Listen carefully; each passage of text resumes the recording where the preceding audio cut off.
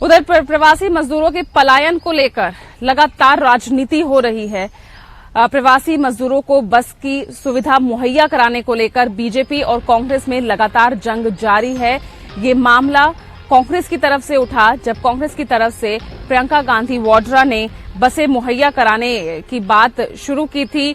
Letter war UP सरकार के बीच जारी हुआ था और अब इस मामले में प्रियंका गांधी के निजी सचिव और यूपी कांग्रेस प्रदेश अध्यक्ष के खिलाफ मुकदमा दर्ज हुआ है। धोखाधड़ी के आरोप में ये मुकदमा दर्ज किया गया है। तो बस मुहैया कराने को लेकर ये पूरा मामला था, जिसको लेकर प्रियंका गांधी ने यूपी के मुख्यमंत्री योगी आदित्यनाथ को पत्र लिखा था कि जो प्रवासी मजदूर यूपी में एंट्री नहीं कर पा रहे हैं, बड़ी संख्या में उन्हें यूपी बॉर्डर पर रोका जा रहा है, उन्हें बसें मुहैया करा के उनके घरों तक भेजा जाए, उनके गांवों तक उन्हें पहुंचाया जाए। बसें मुहैया भी कराई गई, लेकिन अब इस मामले को लेकर राजनीति शुरू हो चुकी है।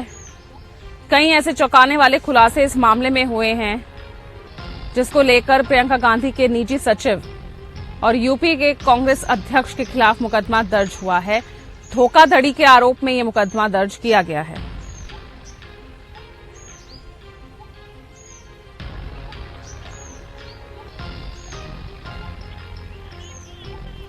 प्रदीप हमारे साथ जुड़ रहे हैं इस पूरी खबर पर ज्यादा जानकारी के साथ। प्रदीप, अब ये पूरा मामला क्या रंग लेता नजर आ रहा है?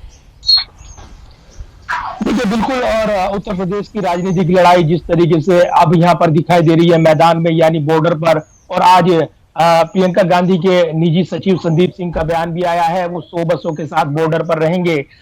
इसके अलावा जो बसें खड़ी हैं महामाया फ्लाईओवर के नीचे खड़ी हैं। इस बीच प्रियंका गांधी ने ट्वीट किया और टैग किया योगी आदित्यनाथ को और एक राजनीतिक प्रस्ताव रखा, यानी जो बसें जिनके परमिट सही पाए गए हैं, 800 से ज्यादा बसें हैं, वो उनको चलाने की अनुमति दी जाए। तो एक राजनीतिक ये प्रयास है, ये कोशिश है बताने की कांग्रेस की ओर से कि उनकी ओर से बसों की पूरी संख्या है और अगर कुछ नंबर छूट गए हैं जिनको लेकर स्कूटर के या ऑटो के बताए जा रहे हैं, ये आरोप जो प्रदेश अध्यक्ष हैं अजय कुमार लल्लू, उन्होंने लगाया कि उसमें फेरबदल किया गया है। तो ये जरूर है कि राजनीतिक लड़ाई है। इधर दूसरी तरफ देखें आप तो मजदूर बेबस हैं, उनको कोई अभी तक राहत नहीं मिली है। चलिए, आप कांग्रेस की बसें नहीं लीजिए, अपनी बसों के जरिए उनको पहुंचाइए गंतव्य स्थान तक। ये बड़े सवाल हैं जिसमें ये राजनीतिक बहस उलझ गई है और कहीं ना कहीं उत्तर प्रदेश की राजनीतिक जमीन से जुड़ी हुई ये लड़ाई है पूजा, और इसीलिए हम देख रहे हैं इस पर विवाद बना हुआ है। इसके अलावा प्रियंका गांधी के निजी सचिव संदीप सिंह के खिलाफ भी धोखाधड़ी का केस दर्ज हुआ है कि उन्होंने बसों की सही डिटेल्स नहीं दी थी। इसके अलावा जो प्रदेश अध्यक्ष हैं कांग्रेस के, उनके खिलाफ भी केस दर्ज किया गया है। तो एक राजनीतिक लड़ाई में उत्तर प्रदेश की सरकार उलझी हुई दिखती है।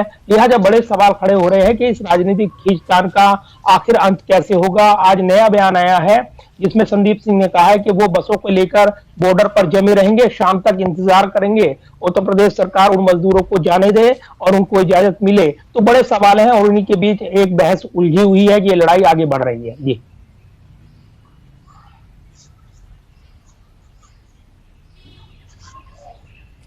प्रदीप, जिस तरह की तस्वीर नजर आ रही है, जो ये मजबूर मजदूर जो इस वक्त बॉर्डर्स पर बैठे हुए हैं, उनको जाने नहीं दिया जा रहा, तो ये लड़ाई क्या सिर्फ लेटर तक और क्या ट्विटर तक ही जारी रहेगी? क्या बसों की जो बातें हैं वो यहीं तक सीमित है या वाकई हकीकत में कुछ बसें वहां पहुंची भी हैं? देखिए, बसें हैं वहां पर और ये कहा दावा किया जा रहा है कि जो बसें हैं वो 1000 के जो संख्या दी गई है उसके करीब हैं।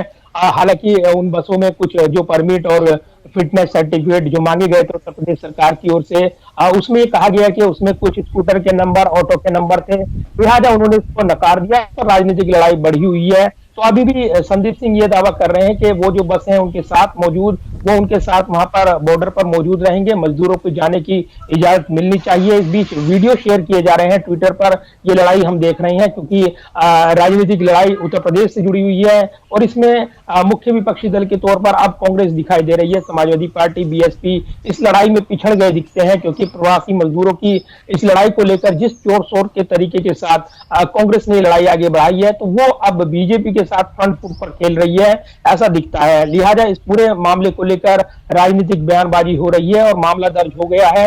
तो ये राजनीतिक लड़ाई अब कानूनी लड़ाई में भी तब्दील हो जाएगी। तो इसके कई मायने हैं। इस बीच ये जरूर है कि केंद्रीय मंत्री जो रेल मंत्री हैं, उन्होंने श्रमिकों के लिए अतिरिक्त ट्रेनों की व्यवस्था करने की बात कही है। राज्यों को लेकर भी उन्होंने साफ कहा है कि वो अधिक श्रमिक ट्रेनें चलाने दें। साथ ही 1 जून से 200 से ज्यादा जो नॉन एसी बसें, जो नॉन एसी ट्रेन है, उनको चलाने की अनुमति दी जाएगी। तो एक बड़ा कदम रेल मंत्रालय की ओर से उठाया गया है। तो काफी महत्वपूर्ण है ये ऐसे वक्त जब बसों पर सियासत हम देख रहे हैं, दूसरी तरफ ट्रेनों के जरिए गंतव्य स्थान तक पहुंचाने की कोशिशों में रेलवे जुटा हुआ है और वो दावा कर रहा है कि हर रोज जो वो ट्रेन चला रहा है उससे काफी प्रवासी मजदूरों को राहत मिली है। तो इसी राजनीतिक लड़ाई में उत्तर प्रदेश की राजनीतिक लड़ाई बॉर्डर पर लड़ी जा रही है, बसों के जरिए लड़ी जा रही है। एक तरफ कांग्रेस की कोशिश है कि वो बीजेपी पर ये दबाव बनाए कि वो अनुमति नहीं दे रहे हैं, तो दूसरी तरफ बीजेपी की कोशिश है कि वो इस पर पूरी धोखाधड़ी कर रहे हैं, बसों की सही डिटेल्स नहीं बता रहे हैं। बहरहाल सच क्या है ये जनता देख रही है। एक तरह से यहाँ ये कहा जाए कि इस लड़ाई में हर कोई जो है इस मौके को कैश करने में लगा हुआ है। सभी अपनी अपनी खोई हुई राजनीतिक जमीन को पाना चाहता है और एक अपने अस्तित्व को बचाए रखना चाहता है। चलिए, बहुत बहुत शुक्रिया आपका प्रदीप, इस तमाम जानकारी के लिए। लगातार आपसे आगे भी अपडेट्स लेते रहेंगे।